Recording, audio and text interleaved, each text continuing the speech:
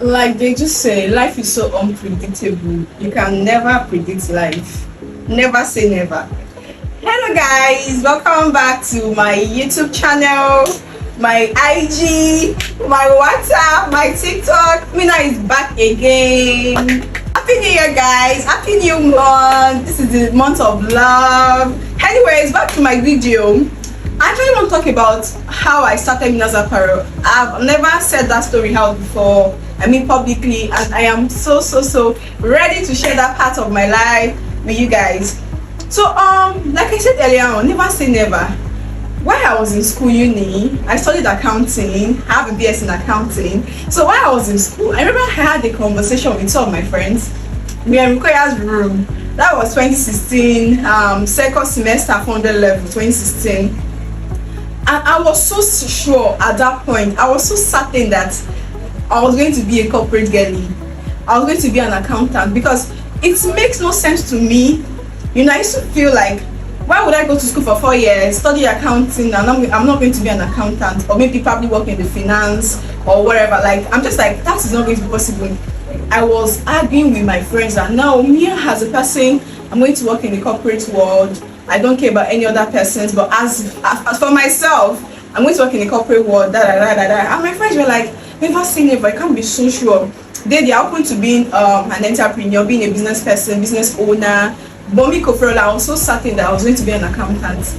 And by the time we were done with uni, my friends, some of my friends, I know they were watching this video, and they remember this period. Went for ICANN seminar, like a 1-week program they organized. Different schools were invited, and we all went. I think we were like 7 or maybe I don't know, but my own clique, we up to like 7, the guys and the girls, and we spent a week knowing about ICANN and all of that. Everything we need to know about ICANN was taught and was explained to us at the seminar, like for 1 week. And I was so sure that I was going to write my ICANN, be a chartered accountant, you know. I was going to be chartered. I was so sure. Like, I was so sure that I was going to write my ICANN, I'm going to be chartered and all of that. But life happened. So let me go ahead. I went for service. I was posted to Abeokuta. I redeployed from Benue State to Abeokuta, and I was posted to one local government. Nothing was happening. And my brother is my role model. Like, while growing up, I remember how I used to copy all the things he done. He's my elder brother. And while he studied mass communication, but when he was done, he had to go and learn about agriculture, have a farm, and he was farming. And I'm like, okay, I don't want to waste a year in this organization. Nothing is happening. I'll just be here without doing anything. Okay, why not just have a skill, learn a skill, handwork. That will be my plan B, just in case I don't get to find a job or something, right? So I looked around me. Everybody that knows me at that point knows how passionate I am about photography. Even till date, I love to take pictures. I love to snap beautiful pictures and, you know, videos, make videos of people and all of that. And that time was even worse. I was like, okay, I have passion for photography. Let me look for where to learn. And I wanted to be, like, I was so intentional. I wanted to learn from a very good studio. So I looked and looked and looked. I did not see anyone that was okay. And I'm like, okay, what other thing can I learn again aside from photography? And at that time, 2017, yes, fashion design was already making waves. Like, I can tell, like, I can see the future, just the vision from how it was at that time. I'm like, okay, fashion designer it is. I started looking for places to learn, and my auntie, my uncle's wife, told me about her own fashion designer that sews for her, and that person turned out to be Mama Taylor. Mama Taylor, she's someone I really respect. She's part of my journey. I fell in love with fashion designing just because of her. To be honest, I'm going to go into details. And you know, remember, I was supposed to just learn fashion, just to have a plan B. I was supposed to be a chartered accountant, like an accountant working in a corporate firm. That was my thought, that was my whole plan. But Nigeria, you know how it is. So okay, let me just have a plan B. You understand what I'm trying to say? I'm like, okay, let's do this. I'm not denying it was actually very difficult. Fashion designing is hard. My fellow colleagues can testify to it. You cannot just wake up and say, I want to be a fashion designer. If you don't have passion for what you are doing, you're on your own. No, you would give up. And tell me why I later fell in love with fashion. And I decided that, okay, that dream of being a chartered accountant, I'm going to scrap it and, just focus on being a fashion designer, a fashion girly. Was when I was going through the old hard times. I just looked at my boss, Mama Taylor, and be like, for someone at this age, for this age, she was at, I think she was 50 something at that time, and she has so much passion for what she does. That was so inspiring. Like, I'm just like, if I need to survive in this old training for this duration of a year, I really need to fall in love with it. I really need to be passionate about it. I really need to put all my all in it. And it's also easy because the person teaching me, I was able to emulate her steps. I was able to, like, she was not just teaching us, she was also showing us. She was not just advising, she was also showing it to us. So that was actually what helped me, and I fell in love with fashion. And I'm just like, I cannot go through all of this stress and just abandon this thing. So I did not bother to for a job. That dream of becoming a chartered accountant started dying, and fashion took my heart. Fashion took a very huge space in my heart. And I'm like, okay, what else? So I spent a year with Mama Taylor. I needed to leave Abeokuta to go back to Ota, my parents' side. So I actually looked for a very good place where my mom's friend and herself used to sew when they have one get outing to go to, our Yoruba mothers now. So that was how I met Afa, Mr. Yusuf. Bless you. Like, it was also part of my journey.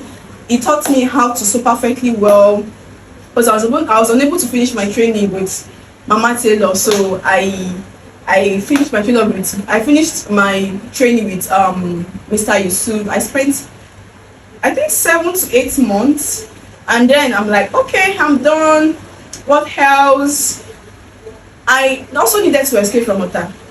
During my school days, my life was boring. It was just school. My service year, so just training from my PPA to my service year. And my grandma is a very strict woman. I stayed with her at that point.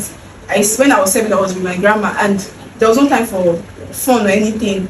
And coming back to Ota, I had to even face my fashion training also. So when I was done, I'm like, okay, I think I really need to live here and also still acquire more skills and more experience, exposure when it comes to fashion designing. My parents wanted to actually rent a space for me around Ota. I'm like, no, I'm not having it. So it was actually a very hard time, because how my mom was going back and forth, and my dad asking for someone that I know that they respect to talk to them. And I was able to get a job at Queen Lami's place, my boss. That was my first that was my first experience in the fashion world, learning how to manage a fashion house, the marketing aspect of the business aspect of the old fashion designing. I learned from her and lots more. I even upgraded myself because she had professional tailors aside us that was working for her. And at some point I just stopped working, and I was just doing an intern with her, and I learned so much. And that actually really helped me. I'm going to give you guys an advice. If you're interested in fashion designing, you have to have passion for it. If not, you're not going to survive. Let us be realistic. Even if you have money, capital to do this business, you need to have passion for it. You need to understand what you're going into, right? And after your training, don't go and open one big space first.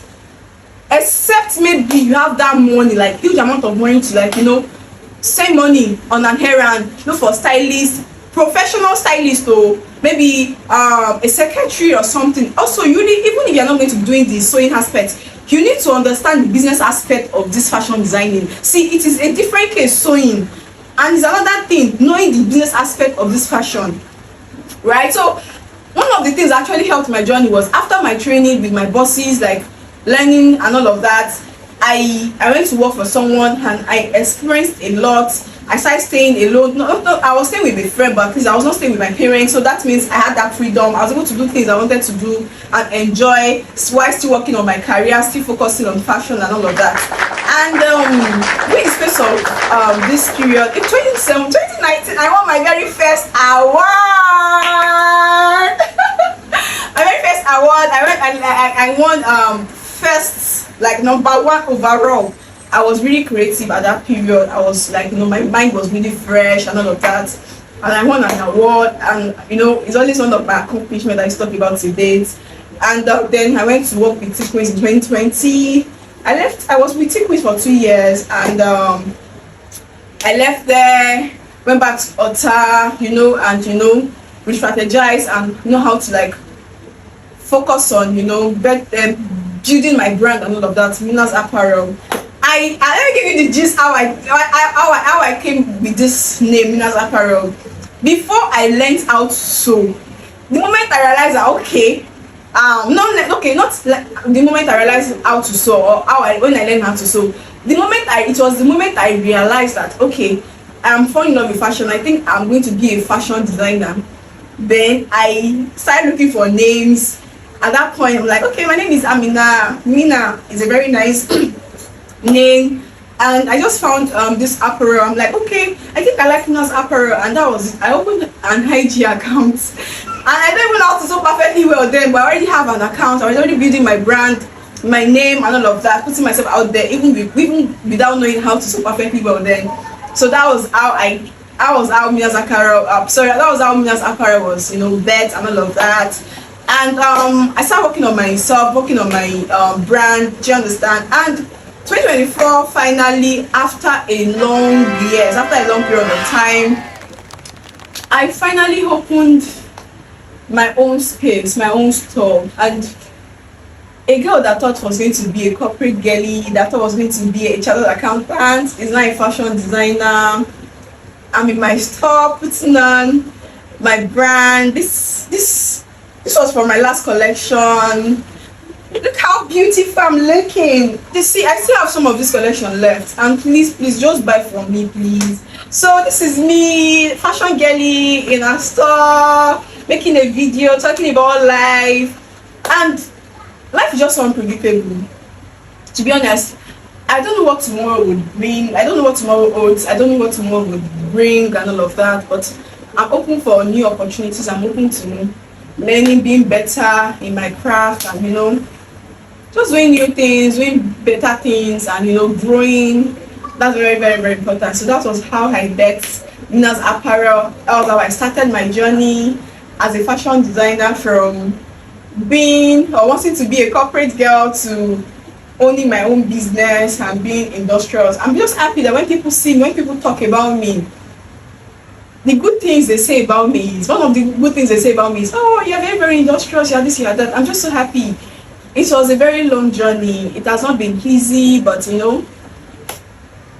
I'm surviving. And one of the things, or the major things that actually made me like survive and persevere was the fact that I fell in love with fashion. I have so much passion for it, and that's what has been keeping me going, to be honest. So my advice today, if you're interested in fashion designing is an amazing career path. There's money in it. Just know your niche, and be better, keep upgrading yourself. Even me, I am working on being better. I'm still working on being wherever I need to, to keep growing my brand, bring outsourcing. Of recent, I just got a very professional tailor and all of that. I realized that okay, if I need to actually really grow this brand, I really need to employ someone, and just don't look at the money aspect that okay, it's just a face, and if I'm giving my clients the best, they would want to pay and all of that. So just keep growing, just keep being yourself and understand the business aspect of this whole thing. It's not, you see, it's a different case knowing how to sew, knowing how to cut and all of that. It's also very, very important knowing the business aspect, calculating your costs of sewing, direct and indirect costs. Do you understand? That's very, very, very, very, very, very important. Like, just take a course on that, or just find way to know more about costing in fashion designing. Is very, very, very important.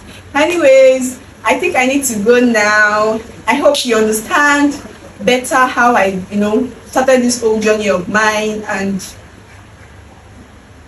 that's it for now, guys. Like I said earlier on, I'm putting on my brand. My office girlies, this outfit is for you. Look how beautiful I am looking.